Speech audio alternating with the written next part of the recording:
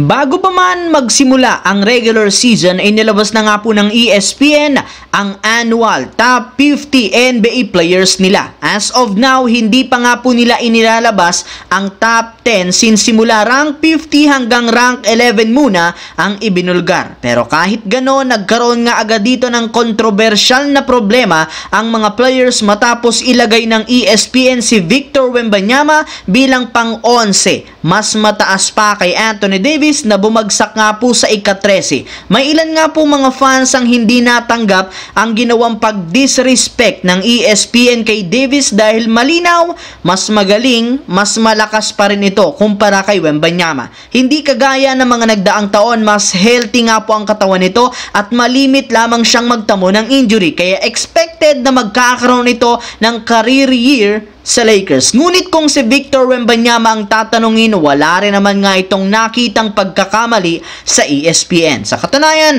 sang-ayon siya dito since nailagay nga po sa tamang pwesto ang mga pinakamagagaling na player sa loob ng liga. Bago yan, ang video ng ito ay hatid sa inyo ng 1xBet. Suportahan at manalo sa inyong paboritong kupunan sa NBA, PBA, MPBL at iba pang sporting events. Maaaring makakuha up to 12,000 cash bonus sa inyong first deposit gamit ang aking promo code. Pag tama prediction mo, panalo ka. Simple lang, pindutin lamang ang link sa comment section at mag-register gamit ang inyong GCash account para makapag-cash in at cash out. Isang paalala, tumaya ng responsable. Samantala, dahil nga wala masyadong nagawang pagbabago ang Lakers ngayong off-season, hindi na nakapagtataka bakit lumalabas na naman ang problema nila sa shooting. Ito nga ang mismong dahilan bakit sobra silang nahihirapang makasabay sa opensa ng kalaban. Wala rin naman nga sila ngayong isang mapagkakatiwalaang shooter dahil once na mag-struggle sina LeBron at Davis,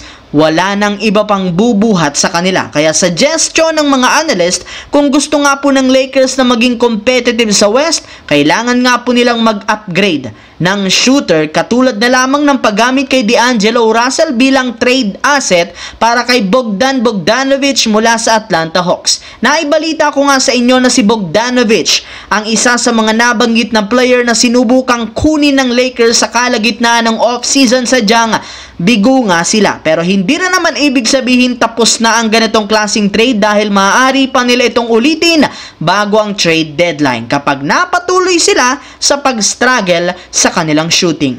Sa kabilang banda, kung meron man nga pong isang player sa Golden State Warriors na merong pinakamataas na potensyal, eto nga ay si Moses Moody. Ngunit sadyang binabaliwala lamang nga siya parati ni Coach Steve Kerr sa hindi nila pagbibigay dito ng sapat na playing time. Kaya imbes na magtala ng malaking numero, napako lamang nga po ang kanyang stats sa 8 points per game. Ika nga'y masyadong nililimitahan ng Warriors si Moses Moody na siyang rason bakit hindi pa niya nailalabas ang kanyang potensyal. At sa naging performance nito ngayong preseason, nakakasigurado nga po ang mga analyst na mas lalaki pa ang may aambag nito basta't ibigay lamang sa kanya ang tamang minuto. At kapag hindi na yan ginawa ng Warriors, dyan na nga papasok ang posibilidad na paghingi ni Moses Moody ng trade. Meron na lamang ang isang natitirang taon sa Warriors at kapag hindi niya ito nagustuhan ng trato sa kanya ni Coach Kerr, hindi malabong tanggihan ito ang kanyang qualifying offer at mag-request ng trade para makalipat ng ibang kupunan. So yun lamang mga idol ang ating bagong video na ating pinag-usapan ngayon dito. Once again, this is your J-Zone TV. Huwag kalimutang mag-like, mag-subscribe, pindutin ang notification bell sa akin channel para lagi kayo maging updated sa mga videos na pinapalabas ko. Isang malaking shoutout sa lahat mga idol. Maraming salamat po.